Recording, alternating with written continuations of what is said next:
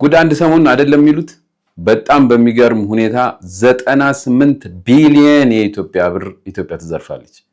ደግሞ 98 ቢሊየን ብር በባለ ሀብቶች፣ በአርቲስቶች፣ በታላላቅ ታዋቂ ሰዎች እቺ ሀገር በጣም በሚያሳዝን ሁኔታ የዚህን ያህል ብር ተዘርፋለች ማለት ነው። ሰሞኑን እንግዲህ እንደተለመደው ያው የኦዲት ነገር ይባላል። በ9 ወር ውስጥ እንግዲህ ፌደራል ፖሊስ ባደረኩት ምርመራ ነው የሚለው 98 ቢሊዮን ብር ተዘርፏል እቺ ሀገር ከዚች ሀገር ላይ ነው ያለው። በጣም በሚያሳዝን ሁኔታ በዚህ ውስጥ የተሳተፉ ሰዎች በጣም ብዙ እንደሆኑና ከ623 ተቋማቶችን እየጠበቅኩ እንደሆነና 157 ሺህ የሆኑ ኬዞች አሉኝ ሲል ፌደራል ፖሊስ እንግዲህ ያሳውቋል ማለት ነው። ይሄ ነገር በጣም የሚያሳዝንና እውነት መነጋገርና መወያየት ህብረተሰቡን ማወቅ አለበት ብዬ ስለማስብ ነው ይሄን ነገር ያቀርብኩላችሁ። ውድ የዩቲዩብ ቤተሰቦቼ እንደምናችሁ እንደምን ከርማችኋል? ትኩስ ነገር ከዚህም ከዛም ለእናንተ እንግዲህ ወቅታዊ ይሆናሉ ብዬ የማስባትን ነገር ይዤላችሁ መጥቻለሁ ማለት ነው። በእውነት አንዳንድ ዜናዎች አይሰሙም፣ የሚቀርብባቸው ቦታዎች ውስን ናቸው፣ ሰውም አቴንሽን አይሰጣቸውም፣ እንዲሁ በአየር ላይ ተነግሮ ብቻ ይታለፋል ማለት ነው። ሰሞኑን እንግዲህ በጣም በሚገርም ሁኔታ ፌደራል ፖሊስ ይህንን ነገር አውጥቷል ማለት ነው። እንደተለመደው በእኛ በትልልቅ ሚዲያዎች ላይ እንደነዚህ አይነት ነገሮች አይነገሩም፣ እንደመታፈሪያም ይሁን እንደምን ባላቅም። ነገር ግን እንግዲህ ኢማጂን 98 ቢሊየን የሚያክል ብር በባለ ሀብቶች በዘራፊዎች ከዚች ሀገር ተዘርፏል ማለት ነው። አብዛኛው ደግሞ በጣም በሚያሳዝን ሁኔታ ከሀገር ወጥቷል። እንግዲህ እንዴትም እንደሚመለስ እግዚአብሔር ይወቀው ማለት ነው። ለማንኛውም ይሄንና የመሳሰሉትን ነገሮች በጣም ጥሩ አድርጎ እንግዲህ የሚያቀርብልን ያው የተለመደው አውንታ በርሲሳ በሱ አንደበት በጥሩ ሁኔታ እናዳምጠውና እመለስበታለሁ። እንደምታውቁት ይሄ ፕሮግራም አንዳንዴ የሌቦችን ነገሮች ፖሊስም የሚሰራውን ነገሮች ወጣ እያደረጉ እንደዚህ ማሳወቅ ያለንን ግንዛቤ ከፍ ያደርጋል ብዬ ስለማስብ ነው። አስተያየታችሁ አይለየኝ እያልኩኝ ቀጥታ እስቲ እንስማው ይሄን ሰው። ጉዳችሁን ስሙ። በ9 ወራት ብቻ 98 ቢሊዮን ብር ከፍተኛ ባለስልጣናትና ታዋቂ ሰዎች በመደራጀት ህብረተሰብ ላይ ጉዳት አድርሰዋል ይላል፣ ተዘርፈናል የፌደራል ፖሊስ። ከዚህ በተጨማሪ በአካል ላይ ጉዳት በማድረስ 12433 መዝገቦችን ይገርማል። በማህበራዊ ነክ ወንጀሎች 11462፣ ሌብነት 10673፣ ደንብ መተላለፍ 10549፣ አደገኛ ቦዘኔ 3222፣ ስሙልኝ ብቻ መግደል 1867፣ እምነት ማጉደል 229፣ የኢኮኖሚ ወንጀሎች 6324፣ አደገኛ ወንጀሎች 8483፣ ማታለልና ማጭበርበር 2574። እናንተ ደምሩት። እነዚህ መዝገቦች እየሰራው ነው። ከዚህ በተጨማሪ 623 የፌደራል ተቋማትን እየጠበቅኩ ነው። አስቡት። በጣም ይገርም። 623 የፌደራል ተቋማትን ከመጠበቅ በተጨማሪ ወንጀል እንዳይፈጸም ነው የሚጠብቀው። እነዚህን ሰነዶች አሁን የጠራሁላችሁን ቁጥሮች እየመረመርኩ ነው አለ። ከዚህ ውስጥ ትልቁን ቁጥር የሚይዘው አደገኛ ወንጀሎችና የኢኮኖሚ ወንጀሎች ናቸው። አደገኛውን ቁጥር የሚይዙት ይኸውላችሁ፣ ሀገር ጦርነት ቢኖር፣ ቸነፈር ቢኖር፣ ረሃብ ቢኖር ገጥሞንም ማያውቃል፣ አያሰጋንም።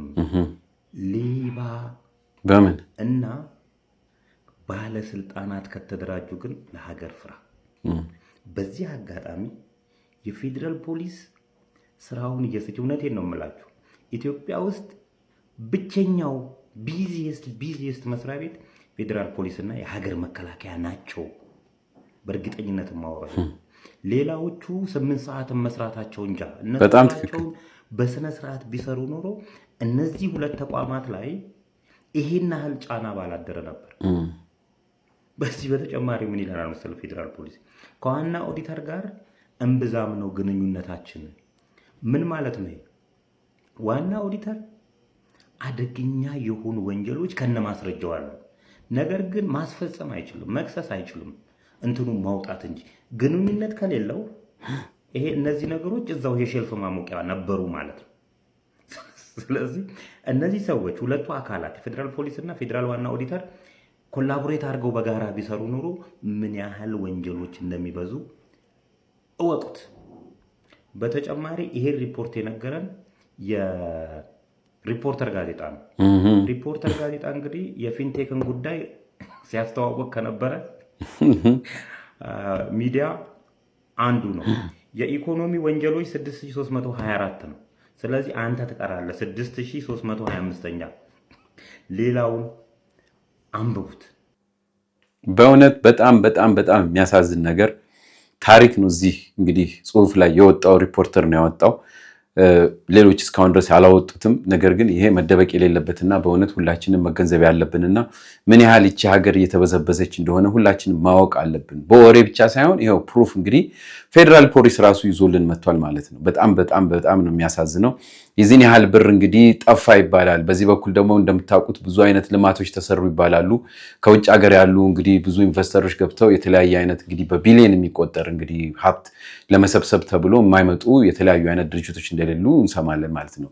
በዚህ በኩል ቢሊየን ብር ተሰበሰበ ይባላል። ነገር ግን በዚህ በኩል ቢሊየን ብር ደግሞ ወጣ ወይም ተዘረፈ ይባላል እና በጣም አሳዛኝ የሆነ ወቅት ነው ያለው።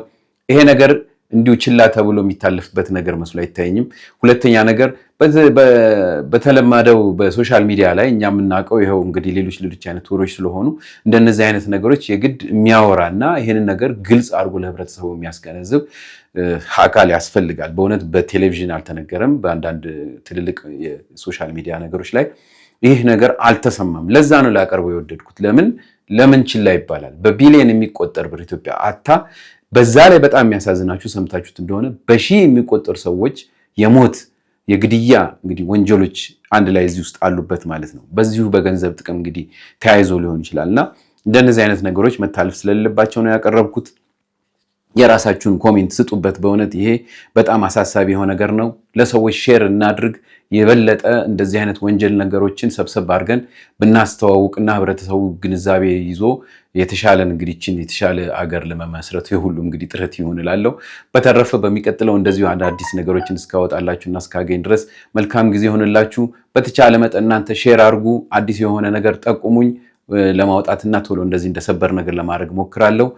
ደህና ሁኑልኝ። በተረፈ ተውቶ ብንል ማሰማን ያገር ጣሙን ማንቀማን ውሎ አድሮ እንኳን ከገባን ተረትን አለቀ ስንቅ ሰበቅን ጠቆምን ደቀቀ ዝቅ ከደም ዘራችን ጠበቀ ልቅ ትቢት ልባችን ዘለቀ ውድቅ ሀገር ምድሩ ደበተ ሸፈተ ጥላቻ ከፈተ ከረፋ ሸተተ በዘር ገመሰ በሃይማኖት ከተተ በሰው ወርቅ አጊጦ ሊዋብ ተመላጦ በሰጡ ተውጦ አልባል አምጥቶ ራሱን ተቆርጦ ለፀጉሩ የሚጨነቅ ማሰቢያ ተነጥቆ በቁም ቅዠት ተሽመርምዶ ወርቆ